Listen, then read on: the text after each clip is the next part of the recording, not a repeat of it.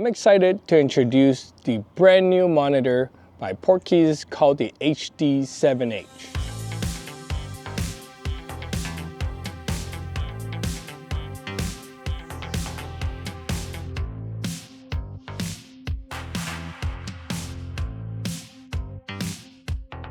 Hey, welcome back to the channel. This is Marcus with host of Ventura Tech. If you're a new YouTuber or a new videographer or just someone starting out on your video journey, then I think you should really consider getting an external video monitor, as this is such a useful tool that will grow with you as you progress on your journey.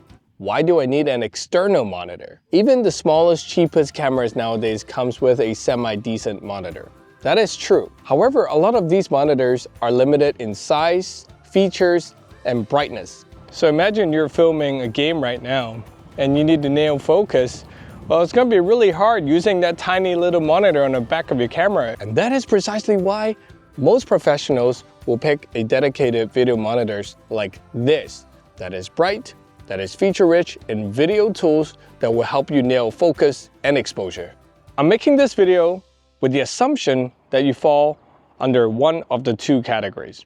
One, you're a beginner videographer or just someone starting out on your video journey, you need a monitor and you want to get the best bang for your buck for your investment. Two, you're a seasoned professional, you just need a secondary or like a third monitor just to review your shots. This is not going to be your main monitor. To be fully transparent, this monitor was sent to me for free by Portkeys to review. However, everything I say in this video will be my own opinion. This is a 7-inch monitor, and you can tell a huge difference compared to my 5-inch monitor versus the 7-inch. This is so much easier to carry with you.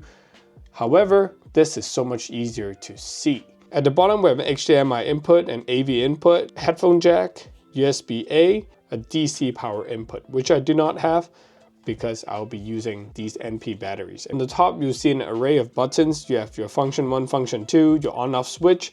I like the fact that this is an actual switch and not one of those press and hold. This is a battery release button. You have your exit, you have your menu, your left, right, up, down. It's pretty basic. In here, you have your Portkeys branded sunshade, and that sits right on here like this. You get the AV cable, HDMI cable, micro HDMI cable. Last but not least, you get a monitor ball head. This thing is a little bit flimsy, a lot of plastic. So again, this is an entry-level monitor, so I would say the accessories does reflect the price point. This is by UU Rig. I think it's also owned by Ulanzi. This one is a lot more solid, and I have this mounted to my PT5 Mark II. And if you're just starting off, just use what you have, right? And whenever you're ready, upgrade to better things. Overall, everything's lightweight until you mount the battery on there. So you get two of these plastic brackets, and what you're gonna do is you're just gonna mount it to the side. They just slide on like this, and you hear audible click.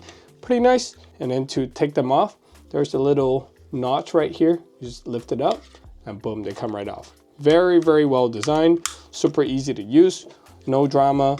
And then your sunshade just sits on top of here. There are little notches, as you can tell. They just go in and forward. So this monitor is a 7-inch monitor, which is one of the most popular monitor size out there. It is an 8-bit 720p monitor that supports HDMI input up to 4K 30p. One thing I like about this monitor right away is the maximum brightness, maxed out at 1000 nit. And this is super clutch if you're filming outdoor all the time. Naturally, my question is going to be, well, if it is 1000 nit, is this going to be a power-hungry monster?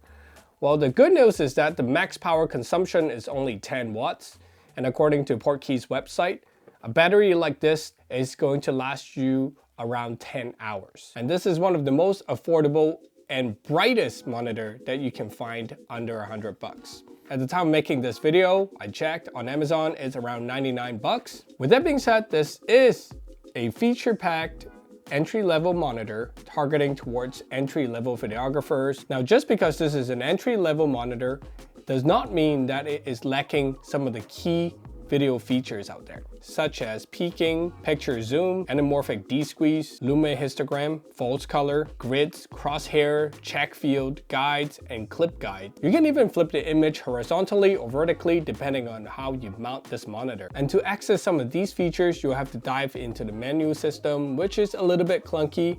However, Portkeys does have two shortcut keys. These are function 1 and function 2, and you can customize these to whatever you need. I currently have F1 set up as false color, so everything in red and yellow are pretty much overexposed. In F2, I have it set as focus peaking. This is super useful to me for nailing focus, and F1 for nailing exposure. Now let me walk you guys through how I can set up the grid as well as the histogram here as well. First thing, hit menu. You're gonna hit right, and you're gonna hit right, you hit right again. Now once you get to this point, this is where you can set up your functions. Now as you can see, you only have function 1 and function 2. Now this is superficial, as in these are mapped to the buttons. However, there are underlying layers of features that you can still turn on without having the need of this function 1, function 2. Things like grid lines and things like histogram. First thing is you're gonna hit the down arrow, and you can just use function 1. So you're gonna hit right until you hit grids, okay? Once you hit grids, hit menu. Now, hitting menu again is gonna allow you to toggle on or off the grid lines. Under regions, you can choose 2, 3, 4, 5, 6. Basically, how many sets of grid lines would you like? So if you want a 2 by 2, there you go. Here's your row of thirds, right? 4 by 4, 5 by 5, 6 by 6. You can even choose the color of your grid lines. Next thing is you're gonna choose luma histogram. And you're gonna hit menu again, and then you're gonna turn on the luma histogram. Boom. Now it's on, as you can see right here. I have it selected as transparent, but if you toggle this off, you'll have a black background. I don't like that. I like it being transparent. I just need to use it as a reference. You can choose the size, and you can choose the position. Setting the function buttons are so easy. All you need to do is select the right mode that you want, or the right feature that you want. In this case, I want false color, and that's it. And then hit exit again. And now F1 is false color. F2 is peaking. Let's check in and round up what I like about this monitor so far. One, I like the price point. It's under $100 for someone that's just starting out. Even $100 is super expensive. But if you were to find a monitor that is as bright as this, well, you'll probably be spending $150, $160 and above, right? So if you're budget conscious, this is a good choice. Number two, I already mentioned it, but it has a 1000 nit screen.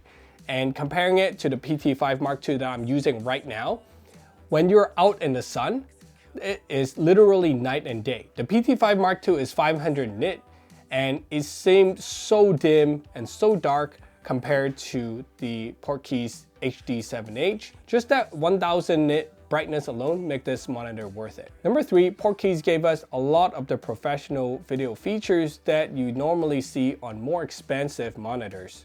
And obviously, if you're a professional filmmaker, you know what you're talking about. You won't be looking at an entry-level monitor like this.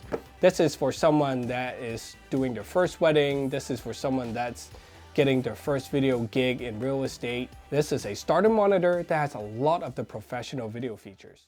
All right, let's pivot to user experience, where I feel like Portkeys have room for improvement. The button layout is all on the very top of the monitor. While this is okay if you're filming somebody and you have this in front of you, you can still access these buttons, no problem, right? But if you're filming yourself, you can't even see the buttons on the very top of the monitor. So this is the Portkeys PT5 Mark II. I like this monitor a lot because it's tiny and it goes everywhere with me. And this has touchscreen. All right, some people like it, some people don't. I love it. The menu systems is pretty similar between the two monitors, to be honest with you. This new monitor does not have touchscreen, and all of the buttons are laid out on the very top, which means unless you see what you're pressing, you don't know what you're pressing.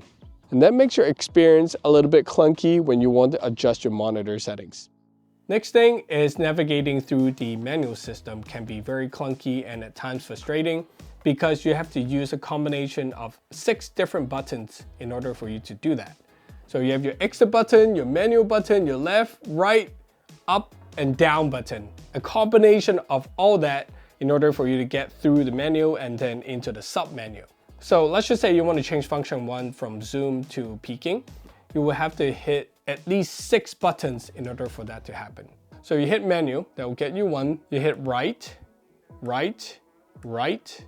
Now you're in the function menu. Then you hit down, and then you hit right again until you see whatever that you want. If you want to go into the sub menu, you hit menu now. Then you go into the sub menu, then you hit down. And you can change the sensitivity and all that fun stuff. Kind of clunky. The last thing is, for the life of me, I cannot figure out how to set up more than 2 functions. It would be great if Portkeys, you guys can update the firmware to allow us to add in multiple functions like function 1 all the way through to 10. And then we can just use the function buttons to go in and start navigating through and toggling features that we want on or off. Ultimately, which one should you pick as your first monitor? Well, the answer is it depends. On one hand, the PT5 Mark II is a little bit more expensive. However, it does have a touchscreen, it's feature-rich, and it's ultra portable. On the other hand, the HD7H is a little bit cheaper, coming in under $100. It has a brighter monitor at 1000 nit, and it has a bigger screen size, which means you can see yourself further with better details. You have to ask yourself that question. Do you value portability more? Or do you want a brighter and bigger screen more? I hope you find this video helpful. If you do, don't forget to hit the subscribe button. It means a lot to me. And also leave any questions you have in the comments below. I read and respond to every single one of them because I'm excited to build this community together. Anyway, see you in the next one. Peace.